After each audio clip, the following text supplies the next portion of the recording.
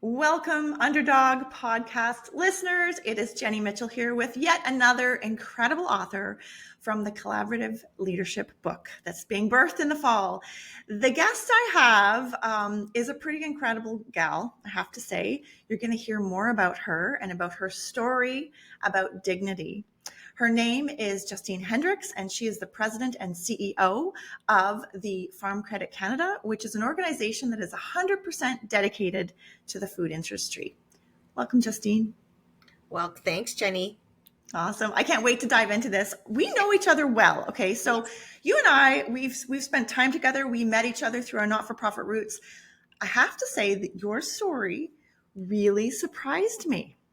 Did it? From what perspective? Well, your story is about not the lessons in it, I have to say to our audience. So Justine's story is called Dignity, and some of her core values, you'll learn more about her, are about respect and dignity for everyone. And that's how she leads. And that is who she is. For those of you that know her as a dear friend, you will completely identify with that. But there's a story of her being different and of her growing up and being a first. We won't give it away. Okay, Justine, let's not give it away the whole thing. They have to read the story to do it. Yeah, but totally. that really surprised me because you are a person in my mind that if you put an obstacle in front of you, you jump it. Where did you learn that? That's a really good question. Jenny, I don't know. I think my mom would say the same thing. When you arrived, Justine, oh my God, I didn't know what happened. Yeah. Um, it's funny, as I've done different roles and, you know, how over the years you do all sorts of psychometric testing and Yeah. they talk about your personality. And actually, a few weeks ago with this new role, I was talking to a coach and we did this assessment and it gives different scales, right? In Mm-hmm. terms of characteristics. And one of the characteristics or what's really innate with me is a social responsibility. And like when I was applying for this role and I did like an assessment, I did an interview, I had a debrief, and then they said to me, you know, Justine, if you were ever looking for a job, which funny enough, I was in the process of applying for one, they said, you know, the types of jobs that would be really interesting for you would be like, you know, being in charge of the National Arts Center in Ottawa. And I was like, really? And they're like, yes, because you're very high on social responsibility, you're very creative, and you drive. Right. So I think that combination, you know, Mm-hmm. dare I say, is maybe a little bit different. And as a result, I think that's why I tend to persevere. And if I see an opportunity, something to improve, or what I often talk about at the office or with staff is a problem to solve. Yeah. So I said, you know, that, and I can do that. I feel like I've accomplished, but I feel like I've had impact. So for Yeah. me, it's always about impact, right? And when there's that connection to, you know, human beings, you know, a community, like an industry, you know, it just shines through whatever I do. So yeah, so that's, I would say, what probably what created this inner drive and passion in me. Oh, it's beautiful. And that social responsibility really feeds through. You've met all the women, of course. There's that theme, wouldn't you say, Justine, through all the women authors? What do you think? Yeah, no, you're right. I mean, well, first of all, I mean, hats off because I don't know if the audience is aware, but I mean, many of us didn't know each other, right? You Yeah. not only brought us together, you actually had us room together, some of us, and or all of us, right? And it's one of those where you're kind of driving to this weekend to kind of work on a collaboration, and then you're like, oh, and funny enough, I don't know if I told you this, Jenny, but when I was driving, I was like, this is good. I'll get some time alone in a Yep. room. I'll be able to focus, and then I was like, oh. I have a roommate. Oh, I haven't done that in a while, right? But it turns out it couldn't have been the better match. Yeah. So you picked the perfect one. And Yeah. yeah, like I think all the women have this connection, right? Yeah. And many of us are moms as well, and you know, some of us are caring for elderly parents, and we all have these jobs that are demanding, right? We all have different stories how we got to where we are today, and I think we've got lots to share, right? And Yeah. that became evident as we were coming together and exchanging, you know, some of our experiences. That's kind of what I really took away from the weekend. And I have this principle, Jenny, when I do projects or things at work, the 1 plus 1 equals more than 2 equals 3. And you put the right group of people, I to this day believe you can Mm, accomplish pretty much anything, right? right. So, like, I see this gathering of women somewhat similar, is that everybody came from a different path in life. Everybody had a different experience. Like, some of us didn't even know each other. And yet you bring this together, and there's a commonality or a uniqueness to all the Mhm. stories, but also this thread of our experiences, which is pretty beautiful. Like, when you think Yeah. about it, and the what's really nice is you've kind of brought this platform for all of us to be comfortable, I guess, and to share it, right? Yeah. Yeah, and I'm very proud. I mean, you guys did this, but if you're listening and you're trying to decide whether to buy the book or not, this is not like the textbook leadership thing. Like there are definitely like research and pillars of the research, but Justine, maybe this is a good time to transition to your story. These are first person stories about experiences that they've had and what they've learned from them. And to me, it was really important that it wasn't just, I was born in 1975 and I did this thing and that thing, and this is my career path. Like the experience of it. And so maybe I'll segue into the first question, which was, what did you think your story was about, Justine, and what did it end up being about? Yeah. So it's a great question, because I think what I started, you said about the theory, right? And I thought, well, I don't have the theory, right? Mm, I have experience. And, of the theory that I know, which is limited, right? Because of what I've done in my life, it was like, okay, how can I connect to a theory, and then through some of the things I've done, demonstrate it, or through some of the stories that I have, be able to make the connection. It's not about whether or not the theory works. It's the impact it had on me, and kind of how did I react, right? Or how did I adjust, and how does that contribute to the leader that I am today when I show up? I think that was kind of at the onset, like, I was digging for lessons, right? Like, yeah, okay, and what from your from the brain. yeah, from your brain. Like, I've learned lessons along the way. I gotta, right, have to have Yeah. learned a few of them. And are there stories that would say, like, oh yeah, like, this is so Hmm. this element? And then, admittedly, I started off with a different story, right? Good point. Thanks for sharing. Yeah, I did not, because, and I was stressed about, like, what am I going to say, right? So I was trying to find, I think, in many regards, the perfect story. And then, as I talked through it, Hmm. and then I reflected, I realized, I can, maybe there's other stuff that's happened in my life that in a way is probably more impactful. And then, so when you asked the question, like, so then what did it become about? I think it became about, like, how, I guess, in my life, somehow I've leaned into who I am early in my life, but I didn't know it. And then, through the years, and now where I find myself today, I'm leaning in a lot more. And as you say, we'll keep the punchline for the Yep. end. You gotta read it to figure it out. But, so that's what I think it ended up being. And quite frankly, it's through a little bit of the reflection times that I got there. Certainly not at the onset. Yeah. Yeah. Yeah. There was an article in the Globe and Mail recently about the act of writing your leadership narrative, and that Mhm. being, and I think that was kind of an interesting byproduct. Like, I can't say I went into this planning that, but would you say that you were able to frame your leadership approach, or maybe it's your leadership story through this process? I'm just curious. Yeah. Oh, yeah. No, no, definitely so, right? Because I think when you take a point in time, Yeah. and this is certainly an exercise to do that, and it's a restrictive time, right? Because you got a deadline, which, by the way, I missed. So I'm part of the first crew that happens to many. Is I think it's the forcing yourself to reflect and then go Mhm. back and think about it. I think that is so critical to the exercise, right?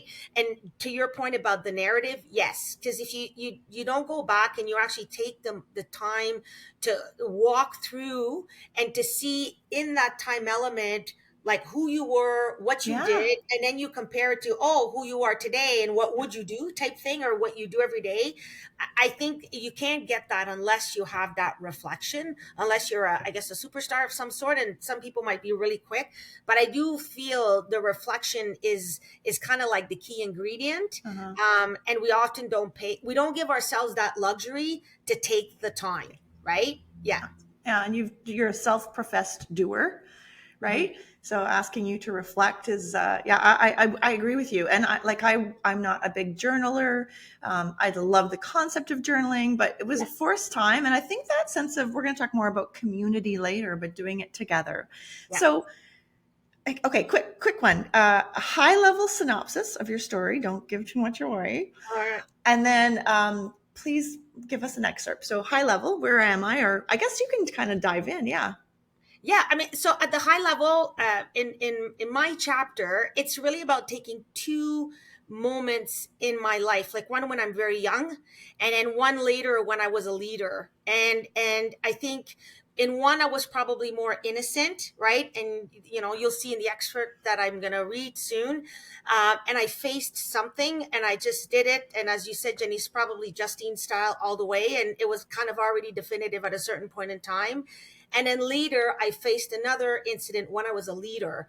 And this whole leaning in concept came into how I reacted to a situation, being a new leader and so forth. And then how that, as I come into my role now, how like those two incidences, and obviously there's a few more, allowed me to go through this journey that got me into this position today, which is probably one of the best jobs I've ever had. So yeah, it is very much about moments in time in my life, in the last several years, and how I faced different situations, how somehow who I was allowed me to really lean in from a different perspective.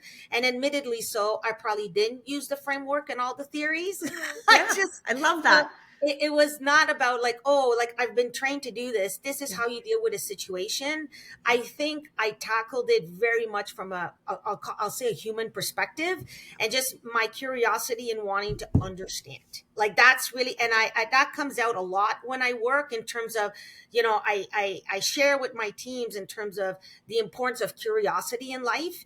Whether it's to understand, to provide the context, to get data, wanting to look into the future. If your mind isn't open to that, I just believe you limit yourself, right? So for me, it's always kind of that curiosity that motivates me, and I think that's what the story is Yeah. actually about. Yeah, yeah, I agree. I yeah. agree. Can't wait to hear it.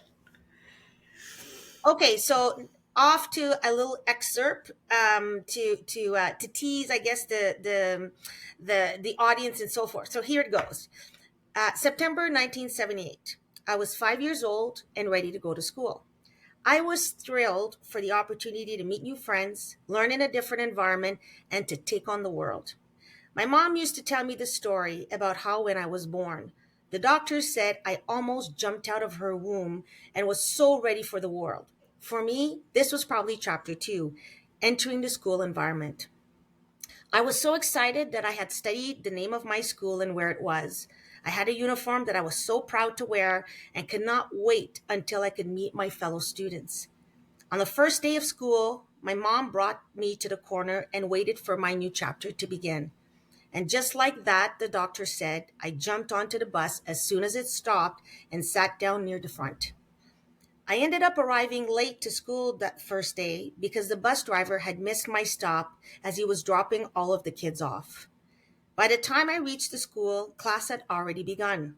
In fact, the school had already called home to report my absence. Now that I have three girls of my own, I can only imagine how scary that call would have been for my parents, but thankfully, the stress was short lived as I arrived on campus shortly after I was ready for business. Once I arrived at school, I remember holding my bag like my mom held her briefcase. As I walked up to the school, I was quickly approached by a nun that seemed very happy to see me. I'm guessing she was also incredibly relieved that the missing student on the first day of school had been found. Before she could even get a word out, I looked at her and said, Good morning. My name is Justine Hendricks, and I'm here to go to school. I'll never forget her warm smile. We both knew I was in the right place. Oh, the briefcase. You'd Yeah, seen your mom carrying the briefcase. What did your mom do? What was your mom's job?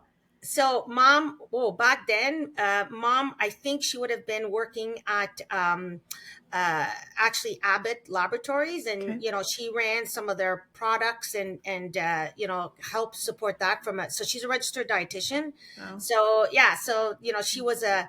This is in the 70s, right? So she had a leadership role. She was a woman. She was part of the first classes of dietitians in Canada. So she had a she herself was a bit of a trailblazer, but I know exactly the street corner, Oh, which I drove wow. by. Oh yeah, I know where the bus stop and everything. So Yeah. yeah, so it's but yeah, that and she used to tell me that all the time when I showed up, and they, the door, and it was a massive door. I can still see it, and had wrought iron, Mm-hmm. design like those old houses. And then Sarah Matzel coming up, like she raced to that door because you Can you know imagine? Oh yeah, yeah, I can imagine. And mom was already gone to work, so dad got the call and everything. So anyway, so it was a big relief. But yeah, it's when she told me, she says, "Man, were you ready? You were just so ready to get going." Yeah, Oh, I yeah, love that story. yeah. So, and those of you that are listening, I mean, Justine sort of lives her life that way to this day, that sort of let's jump in and get stuff done. I remember calling you to talk to you about this project, and you're like, yeah, hell yes, let's do it. Right. Like, but let's also be honest, there's got to be moments of fear and doubt. And so let's talk about a little bit of the fear and doubt with this book, with telling this.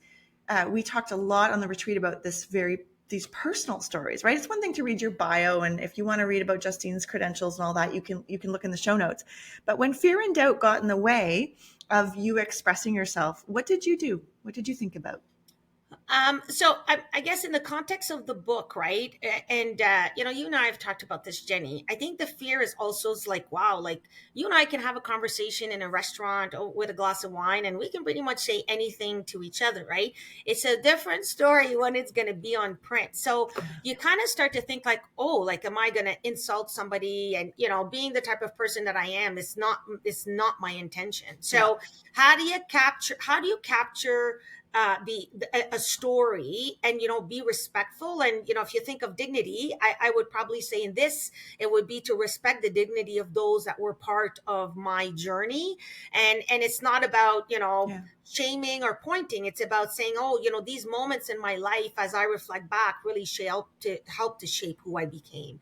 So definitely, you talked a bit earlier about the collaboration, right? I think knowing that you're not alone in doing it, like, really helps, right? Because Yeah. all of us had, we all have Same. stories, like, so you're like, okay, I'm not alone. I'm just a chapter. I'm not the whole book, so that's okay, Yeah. type thing. And I think there's a bit of maturity there too. I mean, Yeah. all of us, have reached some success in our career, and if I can speak for myself personally, like, I honestly don't necessarily take the time, or probably enough time, to either, it's not about appreciating it, but saying, wow, like, Yeah. you did do a lot, and you did it your own way, like you did it Yeah. in your own path. And so many people ask me all the time, like, oh, we'd love to talk, we want to understand. So that, I would say, is probably the number one motivator to get, Mm-hmm. like, that got me through, to say, sometimes what you think might be really simple can mean a lot, and Mm-hmm. impact isn't related. It's the whole, like, it's the quality, not the Yeah. quantity, Yeah. right? And I think when you can simplify and kind of reflect on those little moments, those end up shaping you.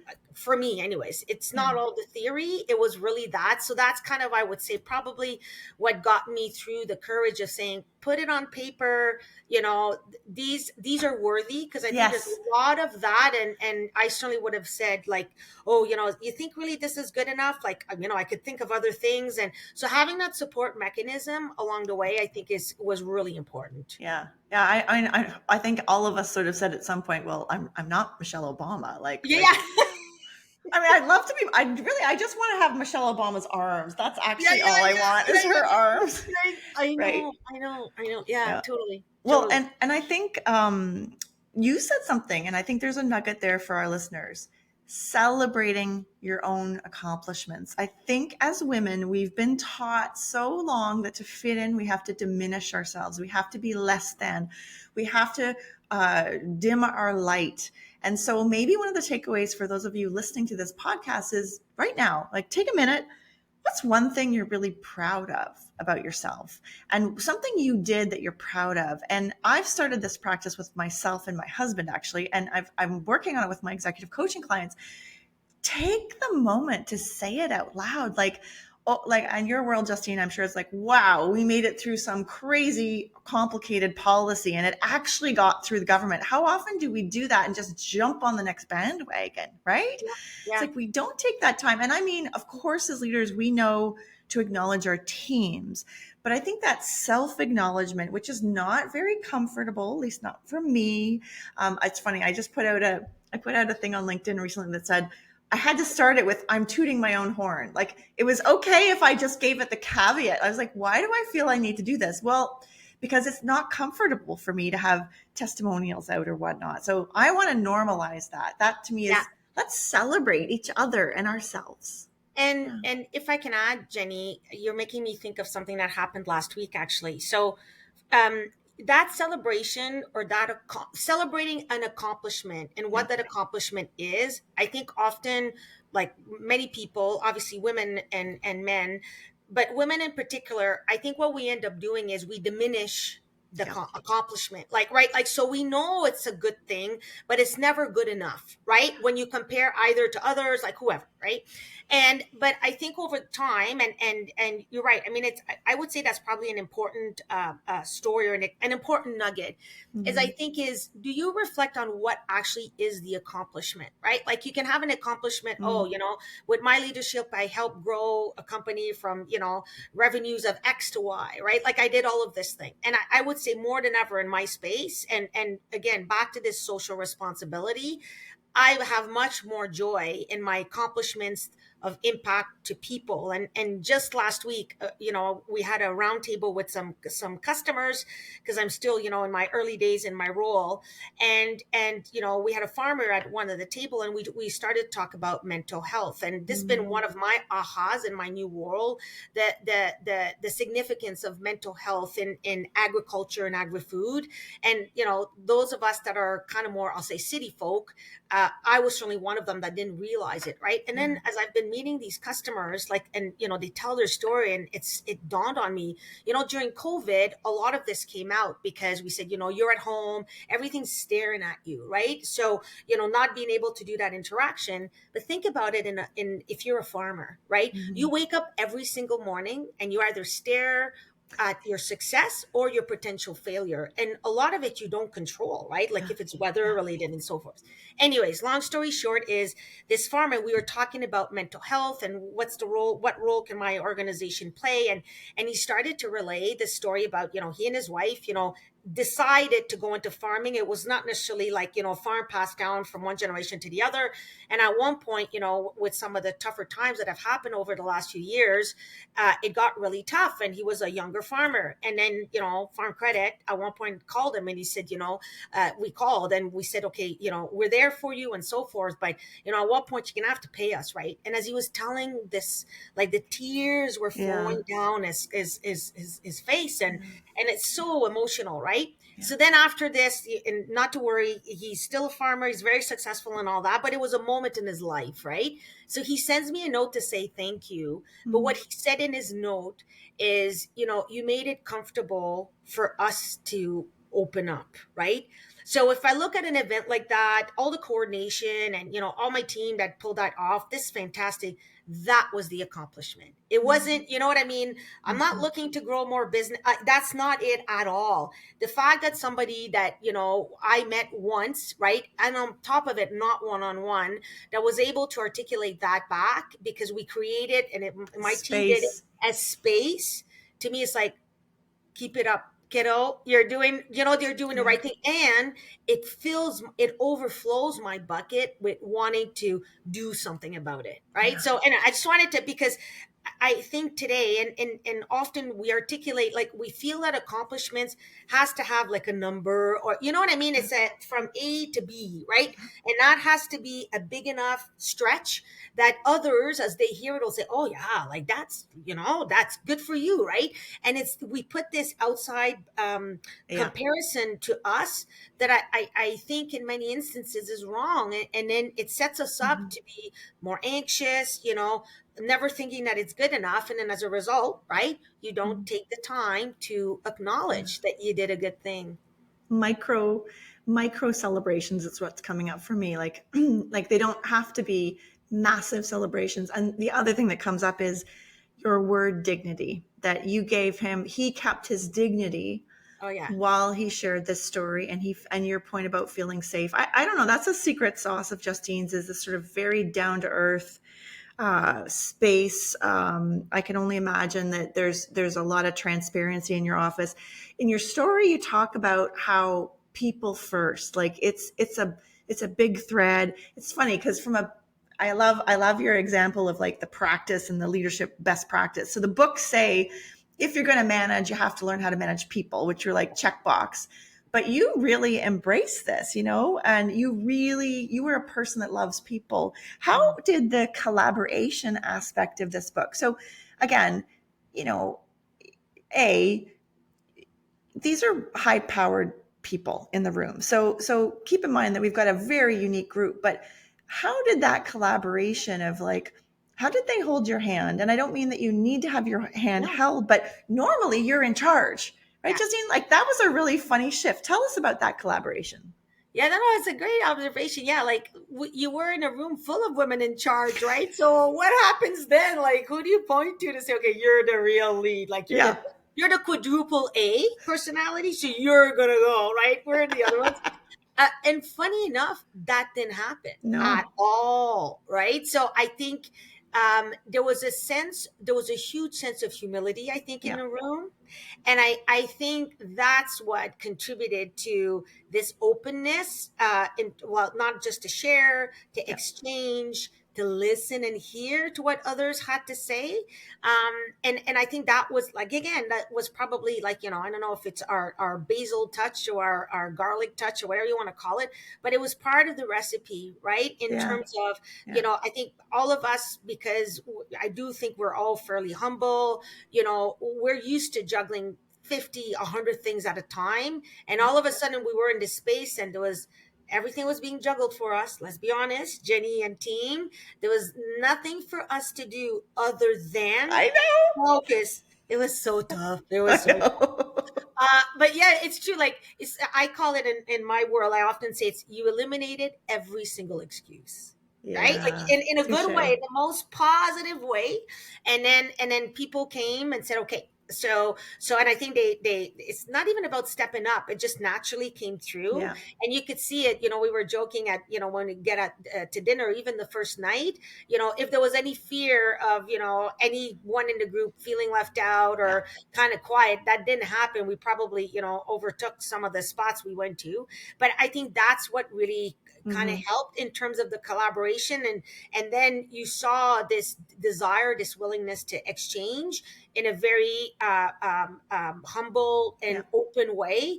And to me, if you think about yourself as a leader, as an individual, I fundamentally believe you can only develop or Yeah. be who you truly are if you're able to allow yourself to be and have that inner dialogue, right? So it's almost like we were able to bring folks together to allow each and every one of us internally, right, to have that own dialogue, but then collectively becomes a really big Yeah. voice. Yeah, like I, so. I Yeah. would imagine that's somewhat the way you lead too. So I want to pick up on this collaborative leadership concept because I think women get a bad rap sometimes around this idea of, look, you can't collaborate your way to a decision. At the end of the day, somebody needs to make a decision. But you and I know one of your favorite books is No Ego by Cy Wakeman. Yeah. I'll tell a very quick anecdotal story about ego as well. I remember going when I was a piano player to talk to somebody who was a mentor of mine who worked with some of the biggest names in opera and singers in the world. And I said, I was having some challenges with my piano trio, and I felt like I wasn't heard. I felt like we really weren't connecting. It was a threesome, which meant I was the odd man out as the piano player. Like it was a whole thing. And it really was it was a very formative part of my life. And basically we broke up. Let's just go there. The trio broke up. But I went to talk to him about how do you work with people like, that are, and he said, Jenny, the most incredible artists I know are people with no ego. They come to things with curiosity They come to things every rehearsal prepared, but most importantly, ready to learn and absorb. And he said the ones with the egos are control. They accuse. They formulate. They create stories in their heads about, because the relationship between a pianist and a vocalist is very intimate, obviously, Right. right? Yeah. Pianists Yeah. can Yeah. make you sound great and they can make you sound awful. So I want to take a minute to translate that to the workplace. Can you give me like a practical example of how you lead? Tell me collaboratively. Yeah. So, I mean, the example that comes to mind is maybe when I started the role, right? So, everybody, so first question I would get is, okay, what's your background and all of that stuff, which you can read on Google. Second question was, Justine, what's your vision? And one time in one of the tours that I've been doing, so like I got into the role and I said to myself, and I knew it, the only way I'm going to represent this organization and give it the merit that it deserves for customers, employees, and the industry is I have to know what's going on. But what's going on isn't me walking the halls of head office. It's me going into the market. So in the last, like, almost 5 months now, like I've been steady on the road. I've gone to places where I've heard from customers and staff that they haven't seen, a CEO there for over 20 years, right? What? So you kind of go like, what theory is that, right? There is no theory that says that, right? So I'm like, okay, good. That's a good thing that I'm doing. But yeah, the thing is, Jenny, too, I got this question once and somebody said, oh, what do you want your legacy to be? Hmm. And I was like, interesting way to ask, like, what's your vision? What's your legacy? And so this is what I answered. I said, you know what? Like, the whole thing about getting the job and I want to do the organization justice. And I said, this isn't about me, right? Mm-hmm. Like, it just isn't. So, in my humble opinion, if I came and in this a role like this and I made it about me, so I want my chapter of this Yeah. part of my life to look like this, I think it's the wrong Yeah. approach, right? So I said, my legacy will be that this organization is ready for the next 50 years. That is going to be, and it's not about the chapter I want to read. It'll be through the actions that I take and how I engage with people. So, and funny enough, like I got this, huge round of applause. But it's another one of those moments where I was like, why don't you just be honest? Like, just Yeah. tell them who you are, like that, because the books will tell you, oh, you should have a plan and what you want to be able to say at the next 5 years or whatever. And basically, I was saying, I don't know what the chapter is going to look like. I'll probably have to write it on year number 6, Yeah. because if I start with a preconceived notion of what I want, it will block my ability to be curious, to learn, Yeah. and to adjust along the way. Like, that's really right. So, Yeah.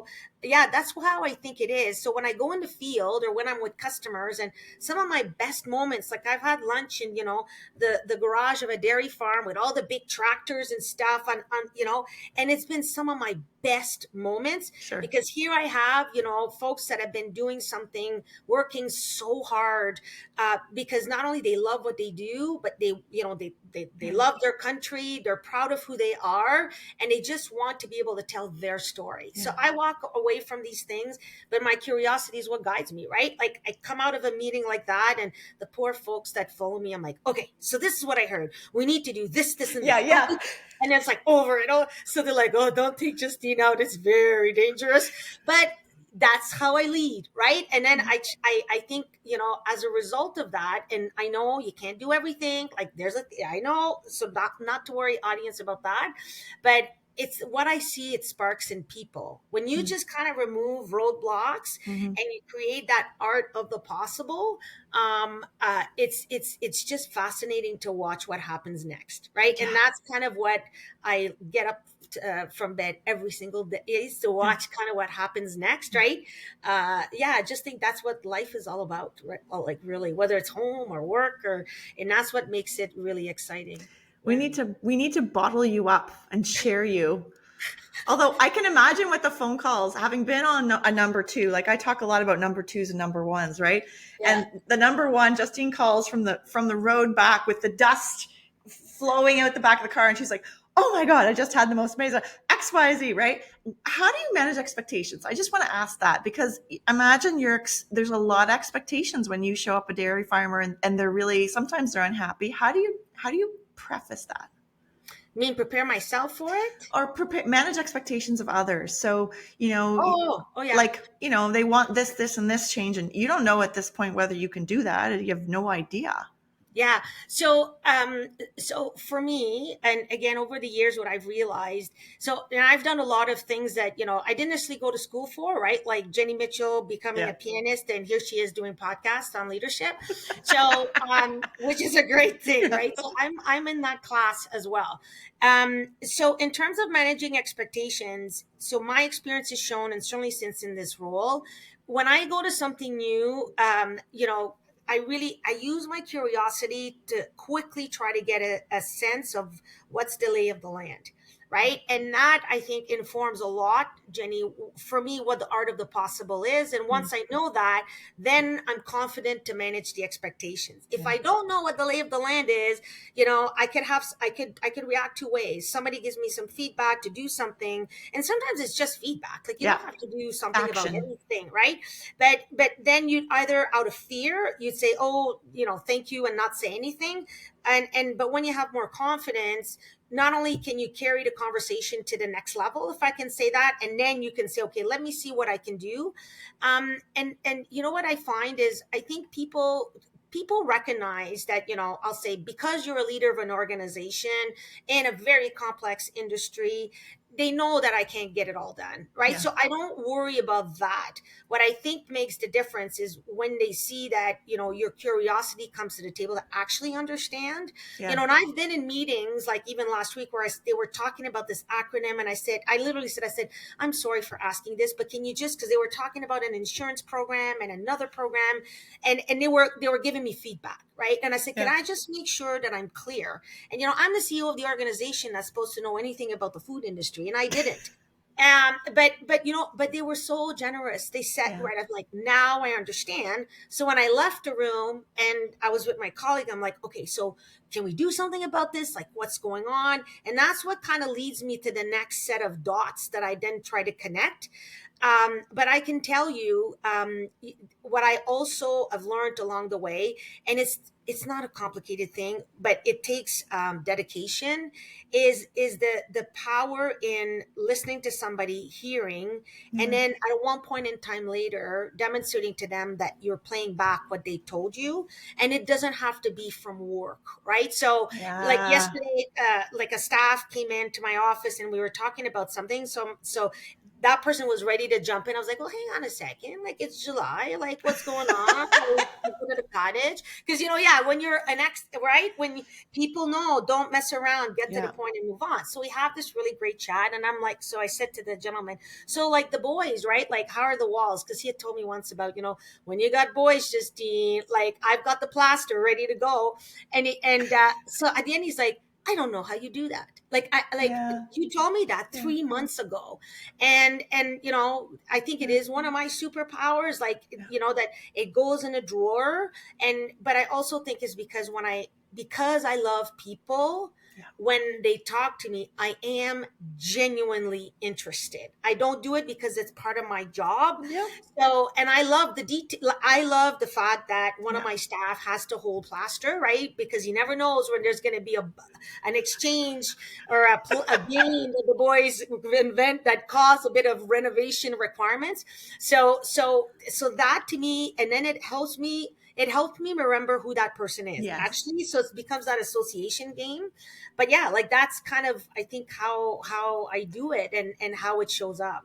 Yeah. It's how you're wired. Yeah, yeah, 100%. It's just yeah, how yeah, you're wired. That amygdala in your brain is working overtime. The amygdala is the thing that takes the association and stores it. And if it's stored through some kind of emotion or connection, you're 10 times more likely to recall it. And that is a gift you have, Justine. I just yeah, love that. And it's yeah, very genuine too, by the way, for any of you listening. She genuinely does care deeply. And you talked about that social impact, which is such a thread in all of the stories, but especially yours. So we're almost at the end here. We could probably keep going. yes. We will keep going because I hope we get a chance to have a glass of wine sometime when you're jet setting back through Ottawa, which is home base. What's the biggest takeaway from this experience?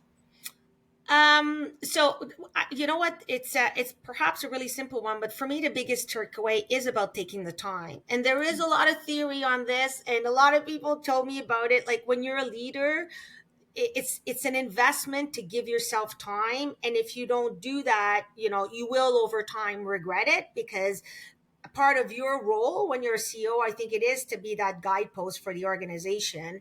And if you're always in doing mode, you can't do it, right? So for me, and I still remember the conversation, January, this collaborative exercise or event that brought us together, which I think is a fantastic thing. The timing was not ideal for me. Like, I think I was 2 months into the job, or maybe 1 month into the job, and it was one of those like, oh, I really like to do this, but okay, Justine, reality check, reality check, reality check.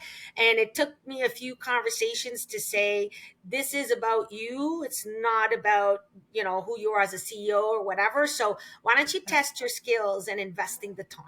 Right. And so I went for the test. Right. And it hasn't been easy though. And No. you know that, right? Just because it's so early in my role. But I think that's the biggest lesson, for me, and I think others listening, when you get those opportunity to do those experience, it'll never be the right time. Let's just be honest, right? And the group talked about it. We're all like, oh, okay, this is great, but Monday Yeah. morning, this is gone. Like Yeah. we knew it. That when you reflect back on, like if I reflect back on the time we invested, Yeah. the engagement, the connections, right, and just hearing about other people's stories, right? Like, which for me is a big, my Magdala needs it. Yeah, like it was really important. And to me, that's probably the biggest lesson out Mm. of how we got to where we are today. Mm. My wish for you, Justine, going forward is that you continue to take that time for yourself, because you are such an incredibly generous person. You're such a collaborative leader. And the world we just need to find a little Justine. We'll make it a perfume, a little bottle of perfume that we'll put on in the mornings, just sort of like, yeah, Ooh, yeah, there is a exactly. project. There you go. I can just see it. Now she's going to call her number 2 right after this podcast. She's like, hey, I've got this idea, right? Maybe we could do a perfume based on canola. Do you think? Love it. That's I'm on awesome. it, Jenny. I'm on it, Jenny. Yeah. Okay. Well, wonderful. Listen, to all of our listeners, thank you so much for listening to this episode. If you're just dropping into this episode, please remember you can go back and listen to all our other guests. And to situate yourself, episode 3.1 is called Beginning, and it really sort of sets the framework for what this is all about, how this book is going to come into the world, what we did to make this happen, and really sort of situate you in this pretty freaking unique project that Justine will know has taken on a life of its own. And, I'd never done this before. I'm a little bit like you. I'm like, let's do a book. Sounds great. Let's do Oh, it. yeah.